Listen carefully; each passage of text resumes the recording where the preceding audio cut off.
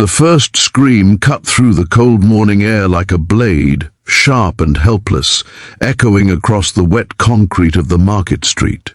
People froze mid-step. Flowers trembled in plastic buckets, and a small dog flew through the air as if the world itself had turned cruel in a single breath.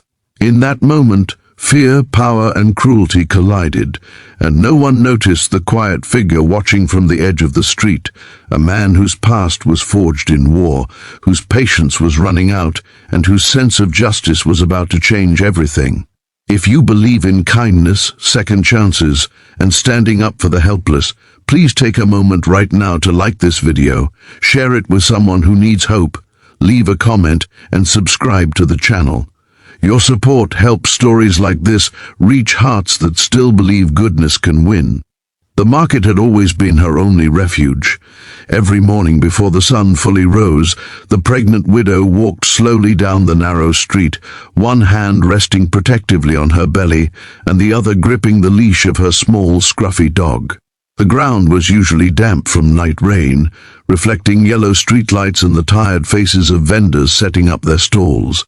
She sold flowers, simple bundles tied with twine, because flowers were honest. They didn't lie, didn't judge, didn't ask questions about why her husband never came home from the factory accident, or why she now lived alone in a single-room apartment with unpaid bills stacked like silent threats on the table. Flowers just bloomed, and she held on to that thought as if it could bloom her life again. Her dog was all she had left from the life before tragedy. Small, alert, and fiercely loyal, he walked beside her, as if guarding the fragile future growing inside her. People at the market knew her face. Some nodded, some ignored her, and a few offered pity disguised as politeness. But one man saw her very differently. To him, she was weak, inconvenient, and expendable.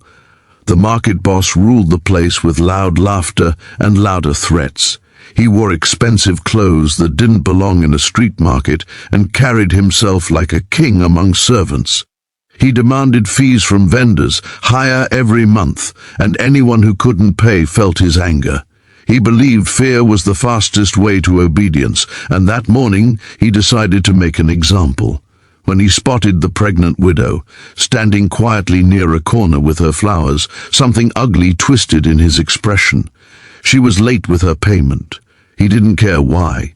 He didn't care about her swollen feet, her tired eyes, or the way she winced when she shifted her weight.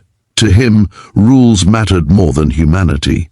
He stormed toward her, his boots splashing through puddles, his voice already rising, drawing eyes like a storm cloud draws birds into silence. The crowd stiffened as his anger spilled over. He knocked over a bucket of flowers, petals scattering across the wet ground like fallen hope. The widow gasped, instinctively stepping back, shielding her stomach, while her dog barked and lunged, trying to protect her. That was when the boss lost what little restraint he had left. In a moment of pure cruelty, he kicked at the dog, sending the small body airborne, and laughed as the woman cried out in horror. Time slowed. Some people turned away, pretending not to see. Others stood frozen, fear pinning their feet to the ground. No one stepped forward. No one, except a man standing near a stall at the edge of the street, his hood pulled low, his eyes sharp and unblinking. He had come to the market for something simple: coffee, bread, anonymity. After years of combat, of watching villages burn and innocent lives caught between forces beyond their control, he had learned to blend in, to observe quietly. He was a former Navy SEAL, though no one there knew it. To them, he was just another passerby. But to injustice, he was a ticking clock. He saw the widow's knees buckle as she reached for her dog. He saw the boss step closer, towering over her, enjoying the power imbalance, enjoying the crowd's silence. The SEAL's jaw tightened. He had seen bullies like this in different uniforms, in different countries, all driven by the same cowardice. And he had promised himself long ago that when he was no longer ordered to fight, he would choose when to act. The dog landed hard but scrambled back to its feet, limping yet determined, placing itself between the widow and the boss. That loyalty, that fearless instinct, was the final spark. The SEAL moved. He didn't run. He walked with purpose, each step measured, his presence calm but heavy, like the quiet before thunder. The market boss barely noticed him at first, too busy enjoying the fear he had created.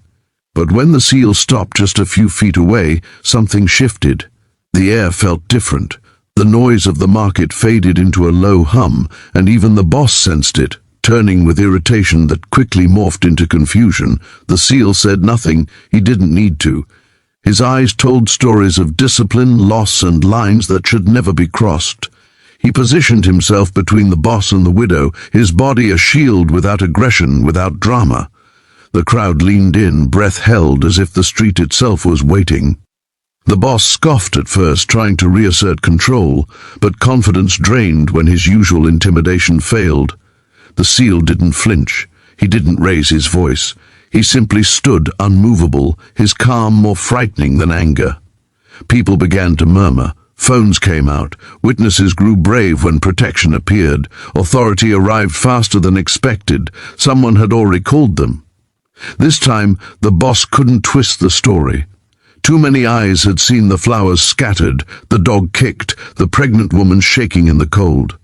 The seal stepped back only when it was clear she was safe, kneeling briefly to help gather her fallen flowers, his movements gentle, respectful, as if handling something sacred. The widow's world didn't magically fix itself that morning, but something inside her changed. For the first time since her husband's death, she felt seen, not pitied, not ignored, protected. The dog pressed against her leg, tail wagging despite the pain, and she whispered silent gratitude into the morning air. The market boss was removed that day, his power unraveling as quickly as it had been abused. Vendors spoke up, stories spilled out, and the market began to heal in small but meaningful ways.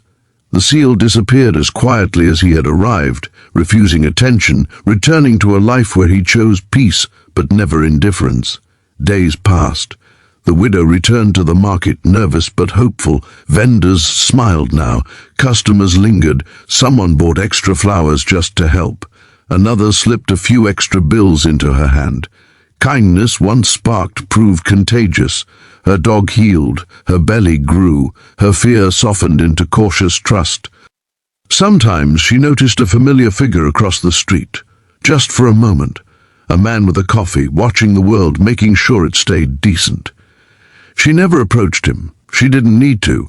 Some heroes aren't meant to be thanked out loud. Their reward is knowing they stood up when it mattered. As her due date neared, the widow realized that the story her child would be born into wasn't only one of loss and cruelty, but also of courage from strangers, of goodness rising in unexpected places. The market became more than a workplace. It became proof that communities can change when even one person refuses to look away. If this story touched your heart, if it reminded you that humanity still matters, please take a moment now to like this video, share it with someone who believes in standing up for others, and subscribe to the channel. Your engagement keeps these stories alive. Before this story ends, we have one special request for you. Please comment below with a single word that describes how this story made you feel. Your words matter more than you know. The widow never forgot that morning, the cold air, the scattered flowers, the fear that nearly broke her. But she also never forgot the calm strength of a stranger who chose to act, the way the crowd found its courage, and how kindness reshaped her future. In a world that often feels loud with cruelty, sometimes all it takes is one quiet stand to remind us who we are supposed to be.